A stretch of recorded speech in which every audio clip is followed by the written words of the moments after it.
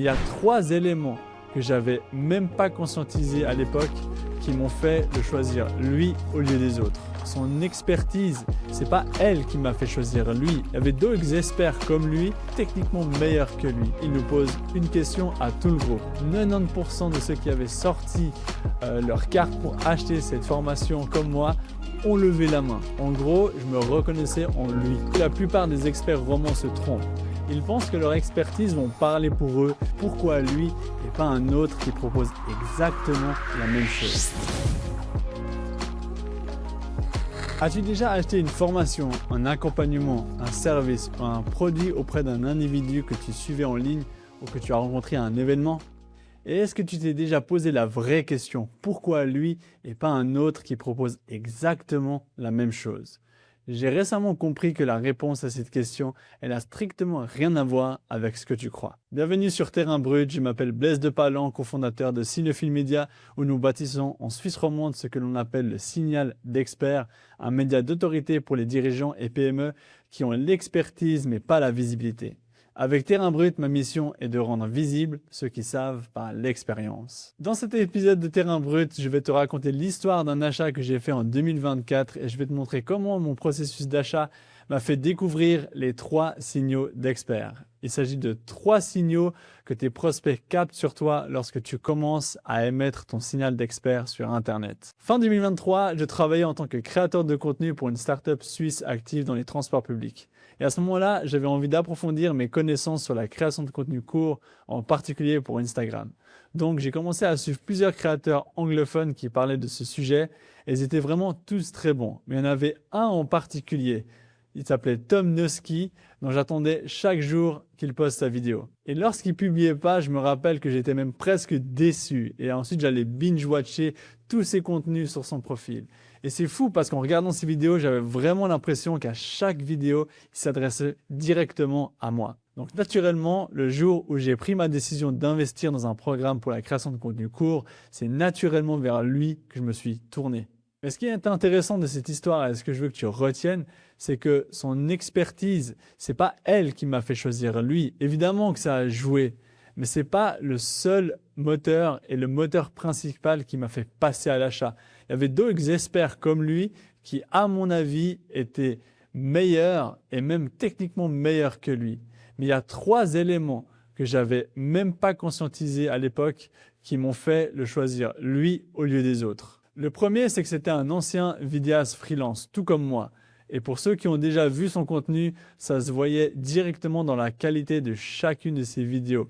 Il avait une exigence visuelle que moi-même je reconnaissais et que je recherche constamment dans ma créativité. C'est un peu pour ça que j'ai la lumière et que j'essaie d'utiliser quelque chose de beau pour donner une belle image. Et deuxièmement, c'était un athlète d'endurance. Il montrait beaucoup de clips de lui en train de courir, faire du vélo ou de la nage lors d'un de ses Ironman. Et moi, à ce moment-là, je m'entraînais pour mon 2e marathon et je venais tout juste de faire mon tour de Suisse des 26 cantons en vélo. Et la 3e chose, c'est qu'il racontait souvent son parcours et j'ai découvert qu'il avait commencé sa carrière dans la création de contenu en faisant de la photographie de paysage. Exactement comme moi, 10 ans plus tôt, lorsque j'ai commencé à prendre des photos, des vidéos et à les partager sur mon Instagram lors de mon tour du monde en sac à dos. Tu as certainement dû comprendre là où je voulais en venir. En gros, je me reconnaissais en lui. Et c'est pas seulement son expertise qui m'a convaincu, c'est sa façon de penser, les intérêts qu'on avait en commun, son univers tout entier auquel je m'identifiais, qui ont vraiment fait la différence par rapport aux autres experts que j'avais identifiés qui pouvaient répondre à ma problématique. Et c'est lors d'un de ces workshops du programme que j'ai vraiment compris et réalisé quelque chose qui a fait comme un déclic pour moi. Dans sa présentation, à un moment donné, il nous pose une question à tout le groupe. Il nous a demandé à tous qui avait déjà fait un triathlon ou qui prévoyait d'en faire un. Et c'était sur Zoom et à ce moment-là, 90% des gens dans le programme, 90% de ceux qui avaient sorti leur carte pour acheter cette formation comme moi, ont levé la main. Et c'est là que j'ai compris qu'il n'avait pas uniquement attiré des gens qui voulaient en savoir plus sur la création de contenu, il avait attiré des gens comme lui, des gens qui se reconnaissaient en lui ou qui partagent tout simplement son univers et sa façon de voir les choses. Et c'est à ce moment-là que j'ai découvert ce que j'appelle aujourd'hui les 3 signaux d'expert. Ces 3 signaux que tu émets consciemment ou non vers ton marché. Et depuis ce moment-là, mon approche pour la création a complètement changé. Il s'agissait plus simplement de partager des astuces, mais surtout des histoires personnelles, des anecdotes autour d'une expertise. Et c'est comme ça que j'ai ensuite créé plus de 150 vidéos en 18 mois sur Instagram pour pratiquer, approfondir mes compétences et aujourd'hui les mettre au service de mes clients et de Signofil Media. Donc si tu as un expert ou un dirigeant qui veut qu'on le choisisse plutôt qu'un concurrent, voici ces 3 signaux. Le premier signal d'expert, tu l'auras deviné, c'est la visibilité. Et pas juste un post ou un contenu par-ci par-là, mais un signal récurrent. Un peu comme une émission de radio ou une série que tu regardes de manière périodique. Pourquoi? Parce que l'on fait naturellement plus confiance aux personnes et aux entreprises que l'on voit régulièrement. Cela crée de la familiarité et notre cerveau fait confiance à ce qu'il voit souvent et régulièrement. C'est pour ça que tu fais plus naturellement confiance aux gens de ta famille, à tes amis, qu'à un inconnu dans la rue. De cette manière, tu restes présent dans l'esprit des bonnes personnes et de tes prospects au bon moment. Cela veut dire que lorsqu'il arrive au moment de prendre une décision d'achat pour résoudre son problème ou sa problématique, il pensera plus facilement à toi si tu as été visible pour lui de manière répétitive qu'à quelqu'un qui n'a pas été visible. Alors essaye de penser à des experts dans un autre domaine que le tien, qui répond peut-être à une de tes problématiques. Je suis sûr que tu dois pouvoir me citer 2 ou 3 personnes dans le même domaine qui reviennent constamment dans ton feed d'actualité.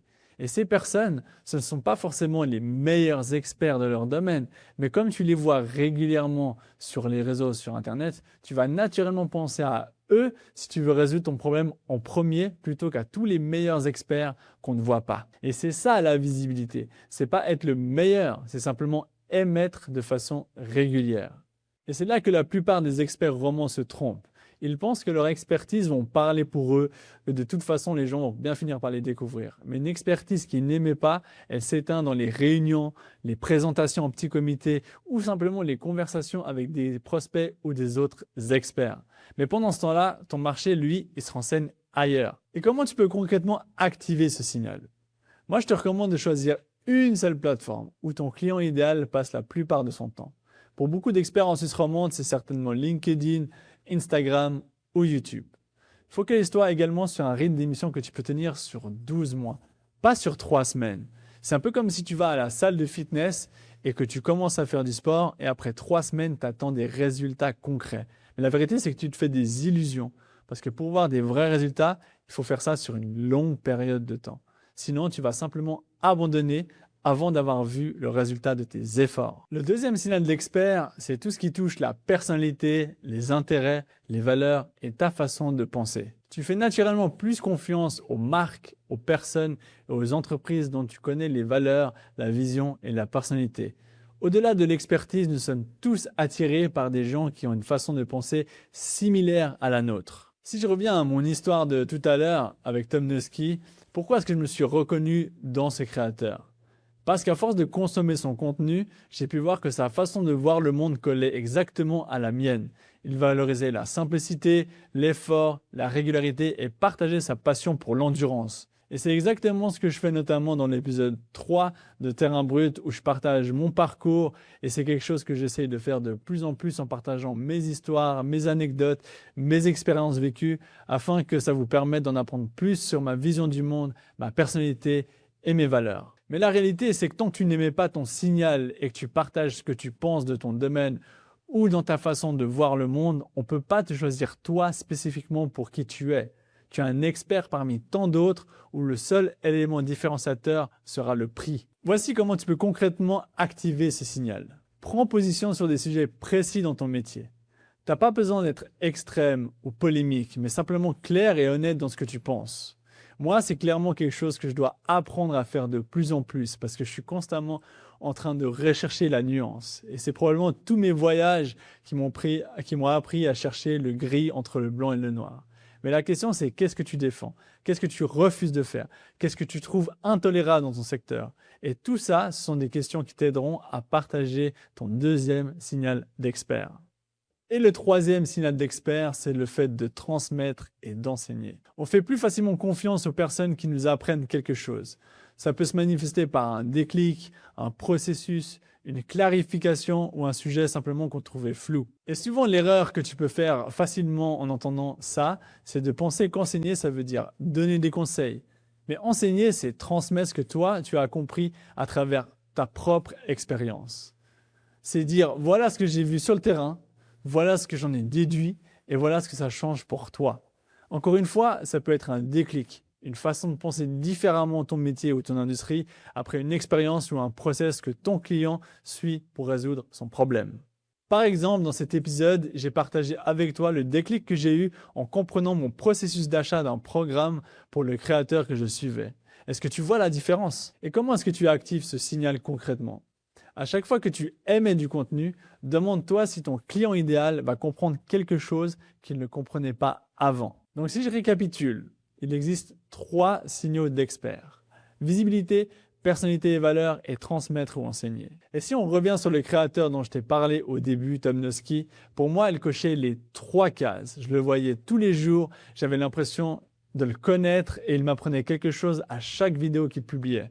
Soit un déclic mental, soit une façon de construire ma marque personnelle ou quelque chose pour résoudre un de mes problèmes liés à la création de contenu. Son signal était suffisamment fort et convaincant pour moi pour que j'achète chez lui et pas chez un autre le jour où j'étais prêt à passer à l'achat. Pense maintenant à un achat de service que tu as fait auprès d'un individu. Pourquoi as-tu choisi cette personne-là? Et si on parle de ton expertise à toi et de ton entreprise, est-ce que tes prospects captent ces 3 signaux lorsque tu émets ton signal d'expert? Est-ce qu'ils te voient assez régulièrement? Est-ce qu'ils savent comment tu penses? Est-ce qu'ils apprennent quelque chose à ton contact? Si la réponse à une seule de ces 3 questions, c'est non, tu sais ce qu'il te reste à faire car ton expertise existe déjà. Elle a juste besoin d'être émise correctement. Et c'est exactement ce qu'on construit épisode après épisode ici sur ce podcast de Terrain Brut. Voilà, on arrive à la fin. N'oublie pas de t'abonner au podcast de Terrain Brut et si tu penses que cet épisode pourrait servir à quelqu'un que tu connais de ton entourage, n'hésite pas à partager l'épisode directement avec lui. Voilà, on se voit très bientôt pour un nouvel épisode de Terrain Brut.